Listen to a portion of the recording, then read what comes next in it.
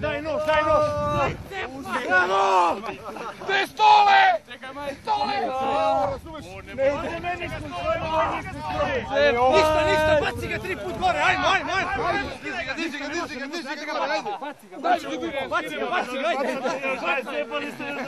ajde! Diži ga gore, ajde! Cepaj do kraja! Cepaj su muškarci ili smo? A, kakav kvalitet! Ide! Baci mu vrat, da bude se čuda, daj ga bre! Evo ga! Uče mi prst. Ja držim ovo obražu glave. Bravo te bre! Bravo!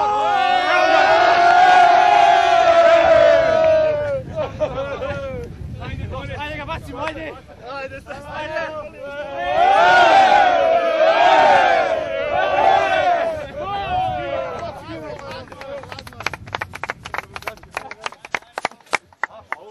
Kakav kvalitet!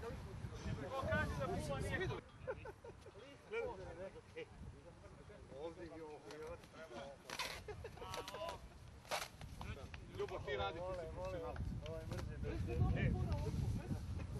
Pa iskreno kažem, ne znam ni ja, još vjerovatno nisam ni svestan, zato što sam ovdje, vjerovatno kad dođem kući bit će to mnogo bolje informacije koje imam, to je da su i supruga i mala žive i zdrave, što je najbitnije, tako da iskreno nisam ni pitao ni težinu, ni tako da mi to uopšte nije važno, bilo mi je najvažnije samo da budu žive i zdrave i eto, hvala Bogu,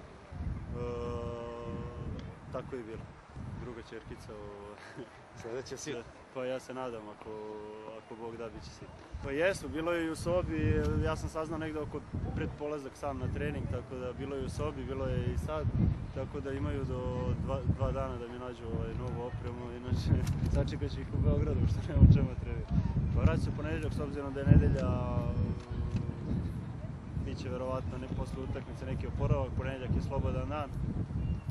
Tako da ću doći, iako sam imao želju da odem sutra posle utakmice, međutim trener i ja smo doneli odluku da to bude večeras, da odem i